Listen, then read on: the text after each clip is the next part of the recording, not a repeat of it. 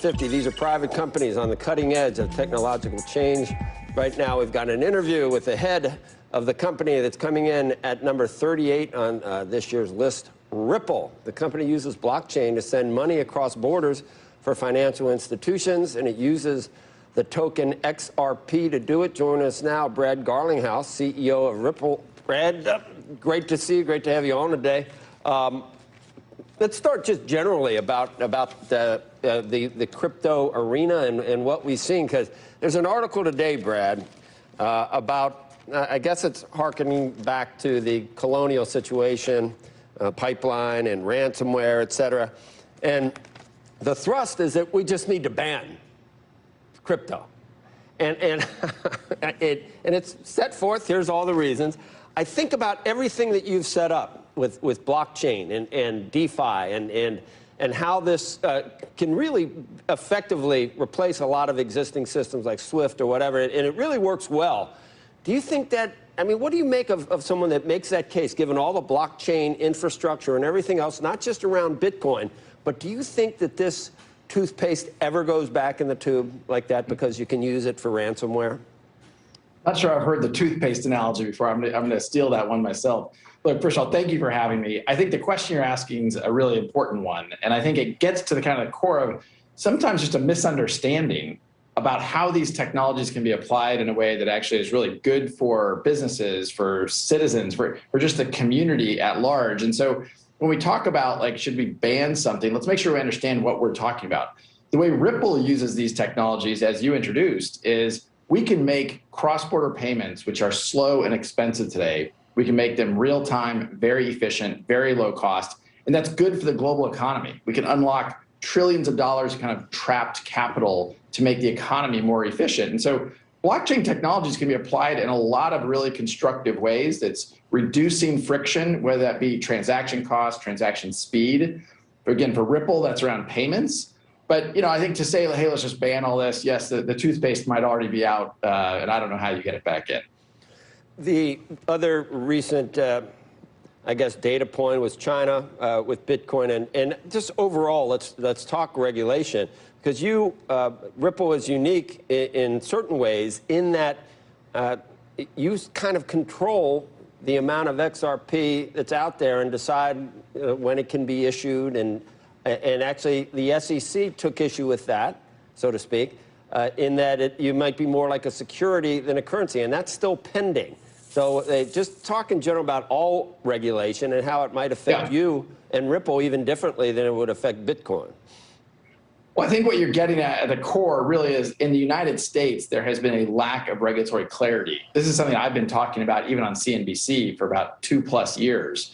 In other countries you have seen, in the UK, Japan, Switzerland, Singapore, I mean, these are G20 markets where they have invested the time and energy either through legislation or rulemaking to provide that clarity and that certainty. And that allows investors to participate, that allows entrepreneurs to build, that allows people to build companies that make the CNBC disruptor list. So here in the United States, we haven't had that clarity. I think, just to correct something you said, Ripple actually doesn't control XRP. XRP is an open source technology, very analogous to Bitcoin. In contrast, XRP is very efficient in terms of speed of transaction. It is a carbon neutral blockchain. So these are all examples of it being more efficient, but all of the XRP that has ever been created has already been created. So it's a zero inflation dynamic. But the core of what you're talking about around regulation, I think, is what we're experiencing here in the US with the SEC. The SEC is making the assertion that these are investment contracts, that Ripple's sales of XRP to our customers is actually an investment contract. And a security is something where when you buy it, you own part of a company. You have a right to the profits. You can vote on the board of directors of that company. All of those things that are certainly CNBC covers in depth. That isn't true with XRP. If you buy XRP, you don't have ownership of Ripple. And I mean, ironically, you actually have XRP owners who have tried to sue the SEC for even bringing the case. Brad, what's the total number? It's billions, obviously, and you do have a lot that hasn't been mined yet and can control when some of it is mined. That's correct, is it not? No, that's not right. The way XRP works is fundamentally different than the mining contract. They're the way you're describing it. So proof of work is the mining. That's how Bitcoin works. That's how Ether has it worked, and it's kind of migrating to proof of stake. The XRP ledger uses something called consensus algorithm. And so all of the XRP ever created is 100 billion units. Ripple owns a lot. And so that's on kind of our treasury, and we can control how we sell it to customers. But there's no more XRP that can be created. Right, but if you decide to flood the market with some of your XRP, I mean, people have to trust you that you're not going to do that. The other thing the other criticism, and Tom Farley wants to get in, is that, and he's a big DeFi guy, you're not decentralized. You're fairly, it's a centralized system, which is one of the criticisms. But I'll let Tom get into that. How do you view XRP and Ripple, Tom? Oh man, I have so many thoughts on this. I think Brad and Ripple are a bit of a punching bag by the SEC, but the lack of regulatory clarity extends throughout crypto. The most interesting case to me, Joe and Brad, is in DeFi, where these companies are creating governance tokens, which is a fancy word for shares, and they're distributing those shares to wide bases of shareholders, and then they're listing them for trading on U.S.-based and international exchanges. Sounds, as a former head of the New York Stock Exchange, sounds like an IPO to me. You look at the company, Uniswap, they conducted an IPO. They're trading $15 to $20 billion. The SEC has really been nowhere. My question for you, Brad, both for your own lawsuit and for defining securities versus currencies, but also defining what's an IPO, what's not, is Gary Gensler going to bring clarity here? Look, I don't know. I think the good news for the industry is Gary Gensler is incredibly knowledgeable about this. I mean, he literally has taught classes at MIT about crypto, about blockchain.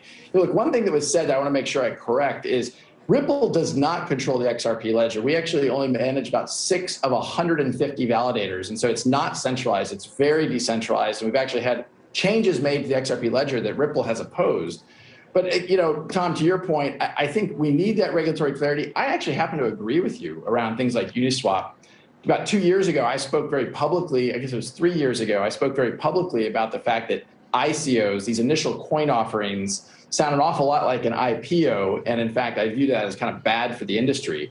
But that's very different than the fact pattern, what we saw and how XRP was created, how Ripple, a separate company, was created. And, you know, I think the SEC, as, again, Mary Jo White saying that the SEC is wrong on the facts on this. Hey, Brad, it's Andrew here. Separately, can you just speak to the larger cryptocurrency sort of craze that it feels like we're seeing? Maybe it's a craze, maybe it's not, in terms of Dogecoin, you know, just how far it's gone, what we're seeing with Bitcoin in terms of just how volatile that's been, and sort of the larger market, where you think Ethereum is. If you were not invested in Ripple, where would you be invested if you were going to be? Well, Andrew, I mean, so first off, I do think Dogecoin's an example of some of that speculative, I'll even say the word bubble, that I don't think is constructive for the long-term industry. This is still a pretty nascent marketplace, right? Yes, it's grown very quickly. You know, now it's around $1.5 trillion, maybe a little more than that, as the market has recovered a bit. But, you know, look, I think focusing on utility, focusing on solving real problems, I think Bitcoin has clearly carved itself out as a unique store of value. The tailwinds of, you know, where fiat currencies are continuing to be printed, and I think you're starting to see maybe the ugly head of inflation rear its head. You know, M2 money supply grew about 24% year on year. And I think many people are asking themselves, do I want to hold a non-inflationary asset or a less inflationary asset like Bitcoin, or a non-inflationary asset like XRP? You know, that is not true for Dogecoin, where, you know, look, I think many people understand it was created as kind of a joke. It gained some momentum because of people like Elon Musk bringing attention to it. But I think long term for the industry, it's about solving real problems at scale. And yeah, that's certainly where Ripple is focused on how we use the XRP token. Right.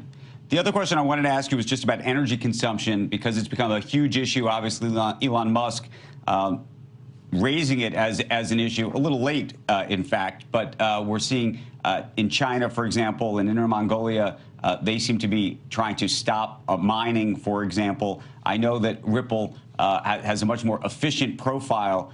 Do you look at Bitcoin and say it is terrible, it's an inefficient system, and therefore not green, and therefore if you're a big institution who's focused on ESG, you shouldn't be involved in it?